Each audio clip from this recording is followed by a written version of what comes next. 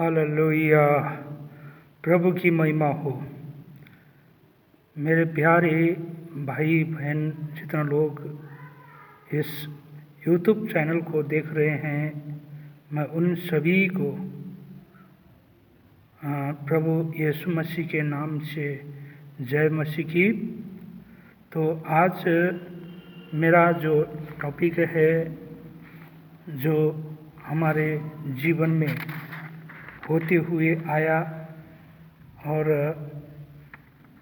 पवित्र आत्मा का अभिषेक। तो हमें परमेश्वर के आत्मा का अभिषेक की ज़रूरत क्यों है? मेरे प्रियो, हम पहले संसार में जीते थे और हमारा जीवन संसारिक था और हम दुष्ट आत्माओं के चलाए अनुसार हम चलते थे। अब हमें यीशु मसीह ने हमें संसार से अलग कर दिया और एक आत्मिक जीवन जीने के लिए एक रास्ता बाइबल हमें सिखाती है, बताती है। तो प्रियो, ये पवित्र आत्मा का अभिषेक हमें क्यों चाहिए? और दूसरी बात है कि एक शैतान के साथ हमें युद्ध करने के लिए हम अपने शरीर से कुछ नहीं कर सकते हैं, लेकिन एक आत्मा को किसी व्यक्ति के शरीर से निकालना है तो शारीरिक मनुष्य नहीं निकाल सकता, लेकिन इसके लिए आत्मा की भरपूरी की ज़रूरत है कि जिसके अंदर परमेश्वर के आत्मा से भरपूरी होगी उसके द्वारा दुष्ट आत्माएं भाग निकलेंगे, बंधन टूटेंगे, श्राप टूटेगा, जादू टोने की सामर्थ्य टूट जाएगी। तो इस प्रकार हम दुष्ट के साथ हम युद्ध कर सकते हैं। मेरे प्रिय भाइयों बहनों, आप जिस क्षेत्र में भी जाएंगे उस क्षेत्र की दुष्ट आत्मा आपको बांधना चाहेगी और साथ ही साथ मनुष्य की कुदृष्टि भी आपको बांधना चाहेगी। इसलिए हमें पवित्र आत्मा में भर जाना है। हालेलुया, भर जाना है। फलिस्तियों ने, आप देखा जाए पुराने नियम में हम पढ़ते हैं तो फलिस्तियों ने शिमशोन के बाल को खींचकर उसे कपड़ा बीनने वाले यंत्र के साथ बांध कर रख दिया था। लेकिन जब दलीला ने उसे पुकार कर कहा कि हे शिमशोन, फलिस्ती तुझे मारने आ रहे हैं, तब वहाँ उस मशीन को ही उठाकर चल दिया था।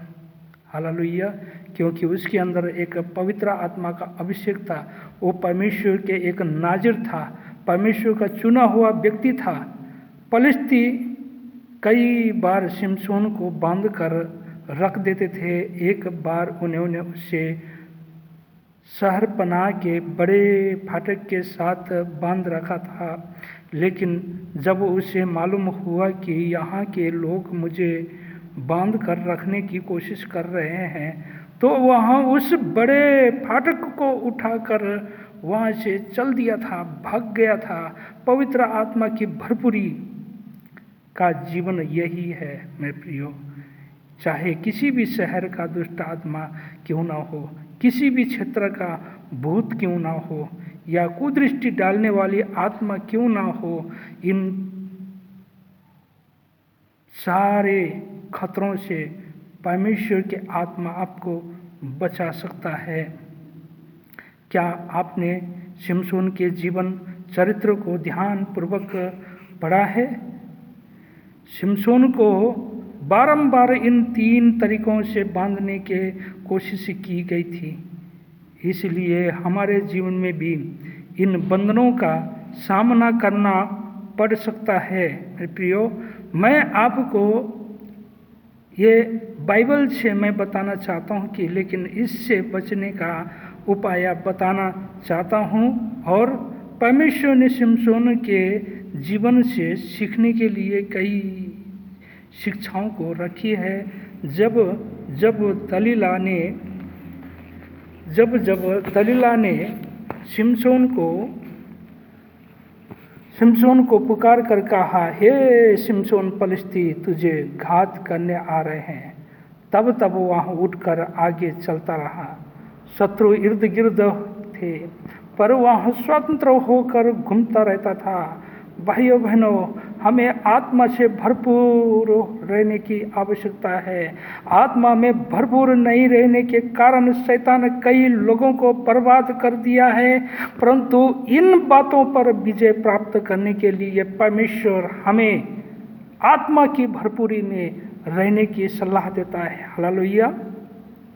आत्मा की भरपूरी में रहने की सलाह देता है, लेकिन शैतान इन बातों में आपको कब बांध सकेगा? जब आपकी आत्मा अशुद्ध होगी, उसी वक्त उसको मौका मिल जाएगा।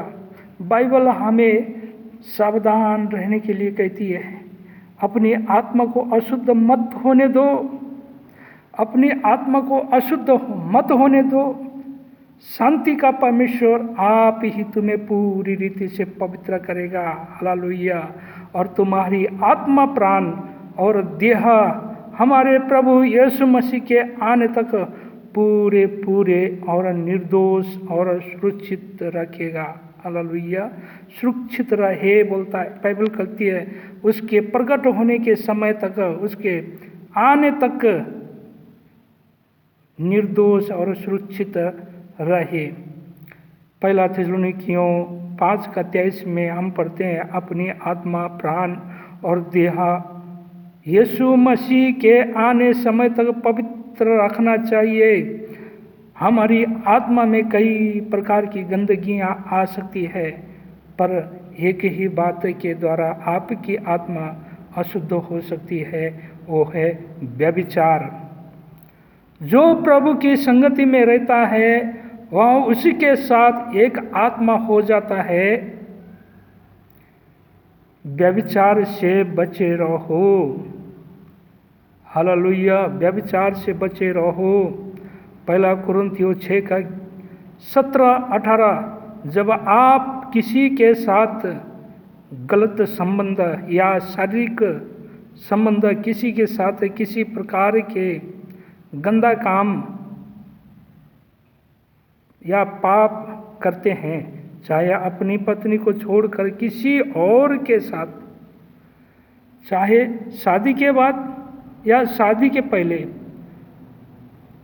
केवल आपका शरीर उस शरीर के साथ गलत काम करता है, वरन आपकी आत्मा भी उस आत्मा के गलत संबंध में चली जाती है।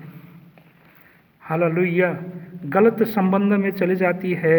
इसलिए शिमशोन इसी प्रकार के पाप में गिरने के बाद जब उसको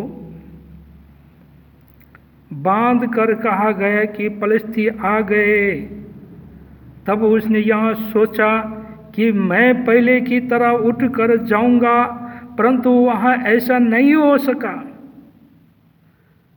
पलिश्तियों ने उसका बाल कटवा कर बेलमुंडा बना दिया, उसकी आंखें फोड़ दी गई और उसे चक्की पीसने वाला बना दिया।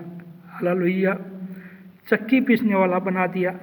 मेरे प्रियो, हम इस तरह, हम यदि बचना है तो हम पहले से हम तैयारी करना चाहिए। तो भाइयों बहनों, शायद आप जवान होंगे, मैं परमेश्वर की उपस्थिति में इन बातों को बड़ी होशियारी से बताता हूँ। जब आप इस बात में झूठ बोलते हैं तो आपकी आत्मा से ज़्यादा प्राण में उसका कुप्रभाव पड़ता है। किसी से झूठ बोलने से आपकी प्राण को नुकसान होता है। यदि आपने किसी को गाली दी है या किसी को विरोध चुगली की है तो आपके प्राण में ज़्यादा जोर पड़ता है और आपकी आत्मा बंधन में पड़ जाती है, तो भी परमेश्वर उसमें से उठने के लिए अनुग्रह देता है। यदि आप अपने को परमेश्वर के हाथ में सौंपिएगा तो वहाँ आपको विजय जरूर देगा। शैतान बहुत से विश्वासियों की आत्माओं को बांध कर रख सकता है, सेवकों की आत्माओं को भी बांध कर रख सकता है। वह सब लोगों को अपने अधीन रख सकता है।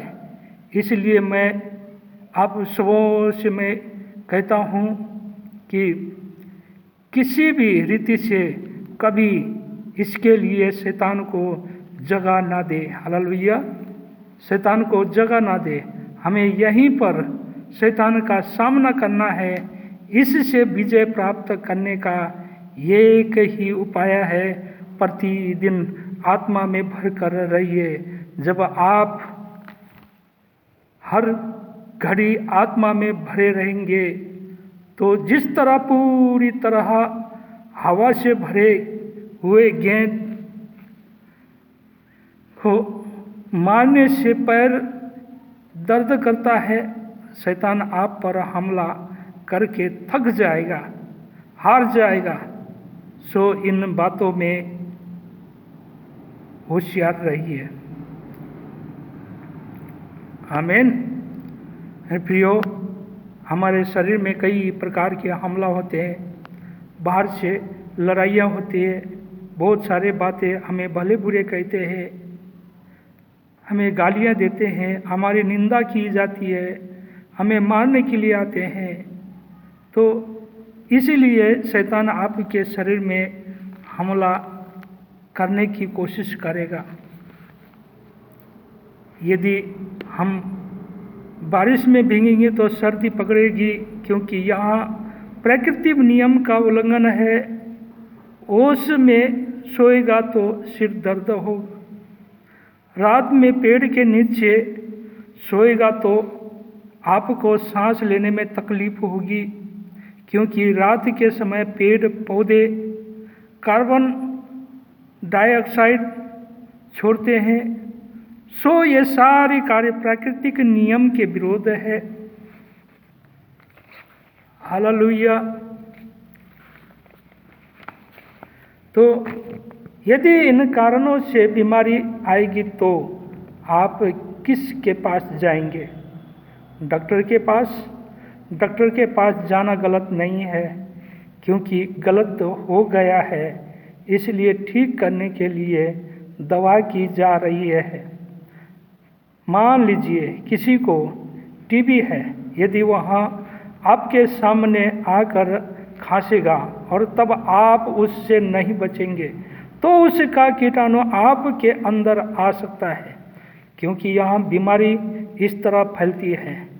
लेकिन सब बीमारी ऐसी नहीं होती। सो इस बीमारी से बचने के लिए हमें क्या करना चाहिए?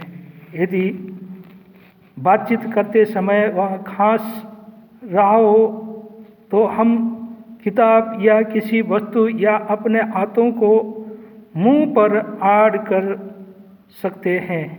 इस प्रकार कीटाणुओं को रोक सकते हैं।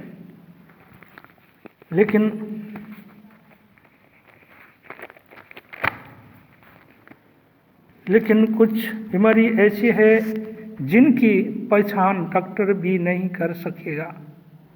इनके विषय में डॉक्टर के दिमाग में कुछ नहीं चलेगा। कभी कभी ऐसी अजीब बीमारी भी हमारे शरीर में आने की संभावना है। इसे कौन लाता है? शैतान। शैतान सभी बीमारियों को नहीं लाता है, पर कुछ बीमारियों को अवश्य लाता है। कब? जब आप उसे जगह देंगे, क्योंकि वहाँ आप इसे नहीं ला सकता। वह हमेशा इसकी कोशिश में लगा जरूर रहता है, पर यदि आप उसे थोड़ी सी जगह दे देंगे तो वह आपके शरीर में ऐसी बीमारियों को ले आएगा। इसलिए कुछ लोगों का शरीर दर्द करता रहता है, कहते हैं मेरा शरीर टूट रहा है, पर जब वह डॉक्टर के पास जाएंगे और खून की जांच की जाएगी, एक्सरे लेंगे, स्कैन लेंगे, तो डॉक्टर कहेगा आपको तो कुछ हुआ ही नहीं। फिर आपका शरीर कैसे टूट रहा है?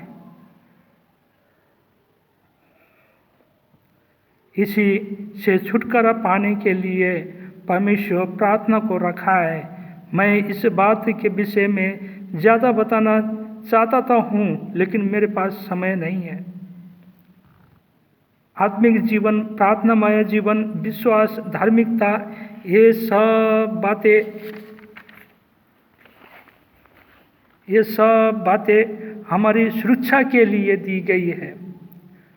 मत्ती 23 का 23 पद में लिखा है, तुमने व्यवस्था की गंभीर बातों को अर्थात न्याय और दया और विश्वास को छोड़ दिया। क्यों? यीशु ने इन 3 बातों को लागू किया। यीशु ने उन्हें डांटते हुए कहा, हे फरीसियों, हे कपटी शास्त्रियों, तुमने लोगों की सुरक्षा के लिए क्या किया? यीशु ने ऐसा इसलिए कहा क्योंकि वे लोगों को इस प्रकार सिखाते थे कि 10वां अंश दो, सब ठीक हो जाएगा। आज बहुत सारे लोग यही कहते हैं कि 10वां अंश दो तब तुम ठीक हो जाओगे, 10वां अंश दो तुम्हारे जीवन में बीमारी नहीं आएगी, 10वां अंश दो तब आशीष मिलेगी। ये 10वां अंश देने से ही हमारा सब कुछ ठीक नहीं होगा मेरे प्रियो। इसके लिए हमें प्रभु के वचन के पालन करना पड़ेगा, उसकी आज्ञाओं का पालन करना पड़ेगा। यदि आप सेवा नहीं कर रहे हैं, आपके पास धन है, तो आप धन लगाकर आप सेवा करवा सकते हो प्रभु का।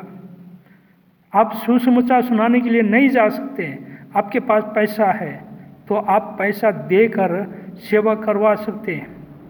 हालेलुया।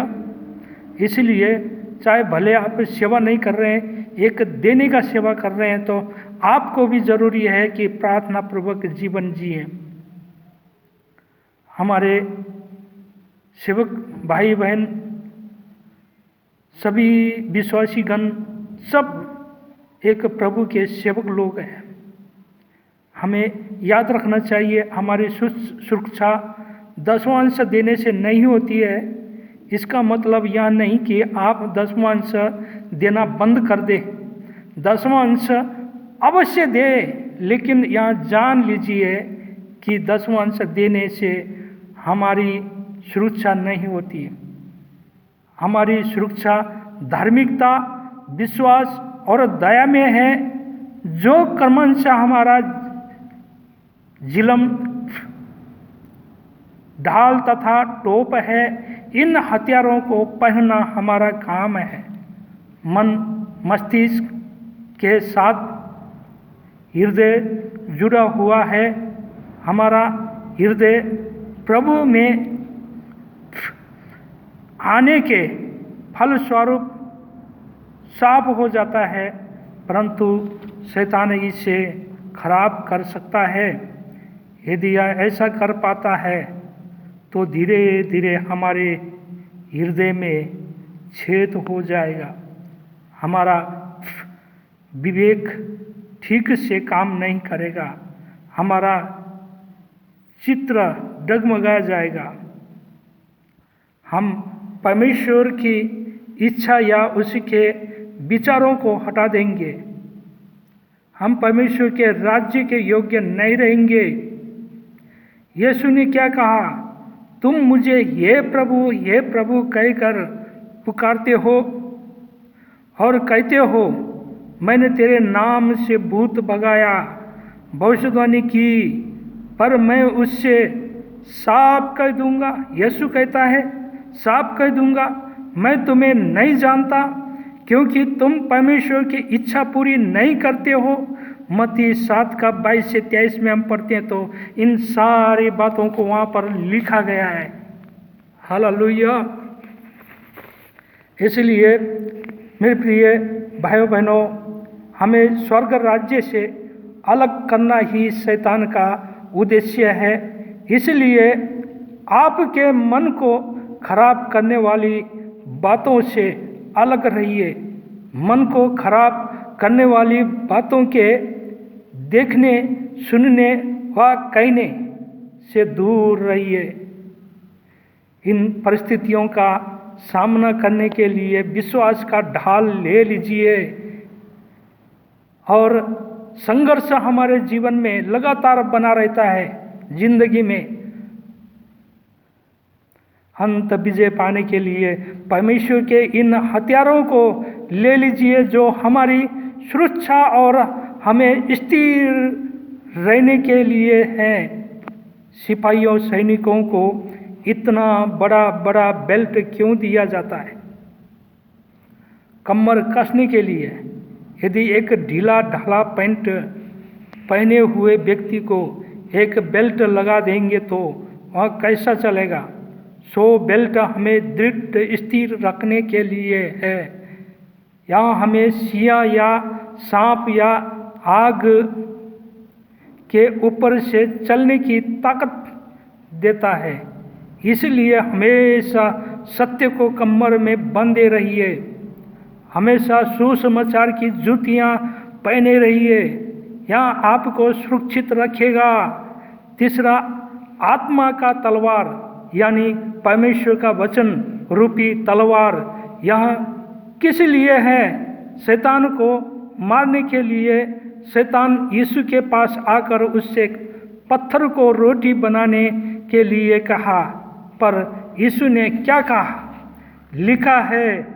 भाई बहनों, याद रखिए, परमेश्वर का दिया हुआ वरदान व्यर्थ नहीं है। यहाँ आत्माओं को जीतने के लिए है, पर आज वरदानों की प्रदर्शनी हो रही है। हमें इसकी